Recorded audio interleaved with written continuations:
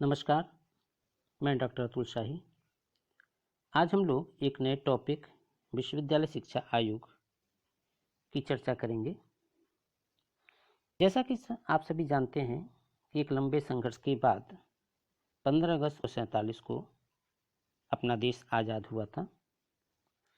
स्वतंत्रता प्राप्ति के उपरांत कॉलेजों, विश्वविद्यालय एवं उनमें पढ़ने वाले छात्रों की संख्या में दिन प्रतिदिन तीव्र गति से वृद्धि होने लगी, किंतु उच्च शिक्षा में किसी प्रकार का सुधार न होने के कारण वह नवीन राजनीतिक एवं सामाजिक परिस्थितियों में एक प्रजातांत्रिक देश की आवश्यकता की पूर्ति करने में असमर्थ सिद्ध हो रही थी।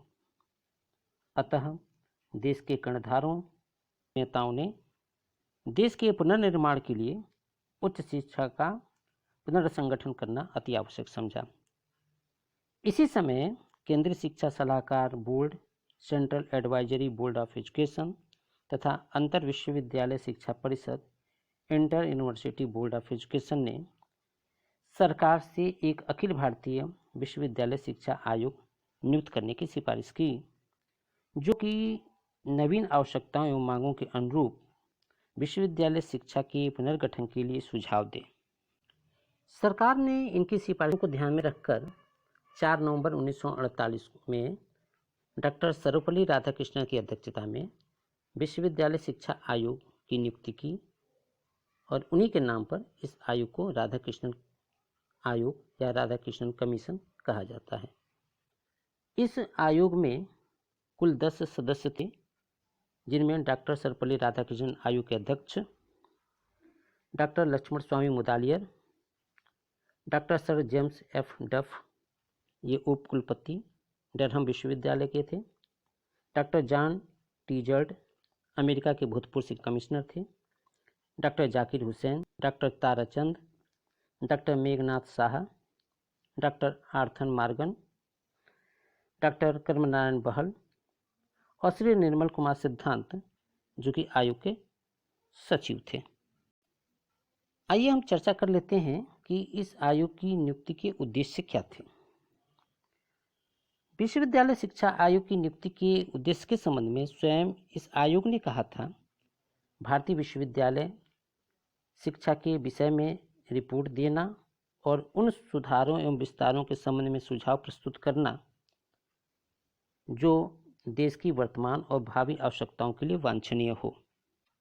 इन्हीं उद्देश्यों को ध्यान में रखते हुए आयोग के कार्यक्षेत्र निर्धारित किए गए थे, जिसमें पहला है विश्वविद्यालय शिक्षा एवं शोध कार्य का उद्देश्य तथा प्रयोजन बताना।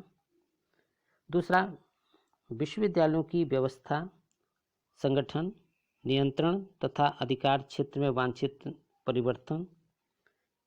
तीसरा, विश्वविद्यालयों का केंद्रीय सरकार तथा प्रांतीय सरकार के साथ संबंध। चौथा, विश्वविद्यालय शिक्षा के स्तर को ऊंचा उठाना। पांचवा, विश्वविद्यालयों के वित्तीय साधनों की जांच करना। विश्वविद्यालयों की विभिन्न कक्षाओं का पाठ्यक्रम निर्धारित करना। सातवां, विश्वविद्यालय प्रवेश की परीक्षाओं का स्वरूप निर्धारित करना। आठवां, विश्वविद्यालयों में भारतीय संस्कृति, इतिहास, दर्शन, साहित्य, भाषा तथा कलाओं की शिक्षा की व्यवस्था करना।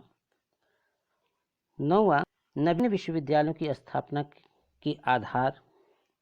10वां, विश्वविद्यालयों में धार्मिक शिक्षा का स्थान निर्धारित करना। 11वां, विश्वविद्यालयों में शोध कार्य की व्यवस्था। 12वां, भिन्न भिन्न विश्वविद्यालयों में शोध कार्यों में संतुलन स्थापित करना। 13वां, विश्वविद्यालयों के अध्यापकों के संबंध में सुझाव देना। 14वां, विश्वविद्यालयों के छात्रों के अनुशासन, छात्रावासों तथा अवबोधकीय कार्यों के संबंध में विचार करना। 15वां, बनारस, दिल्ली तथा अलीगढ़ विश्वविद्यालय एवं अन्य अखिल भारतीय शिक्षा संस्थाओं का समाधान करना।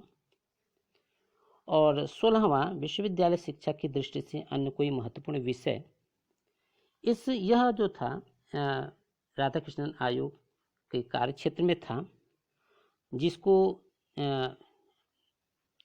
ध्यान में रखते हुए उनको प्रतिवेदन देना था। आयोग ने इन सारे सिफारिशों को, इन सारे विषयों को ध्यान में रखते हुए इस संबंध में एक प्रश्नावली तैयार की और जिसे शिक्षा विशेषज्ञों के पास विचारार्थ भेज दिया।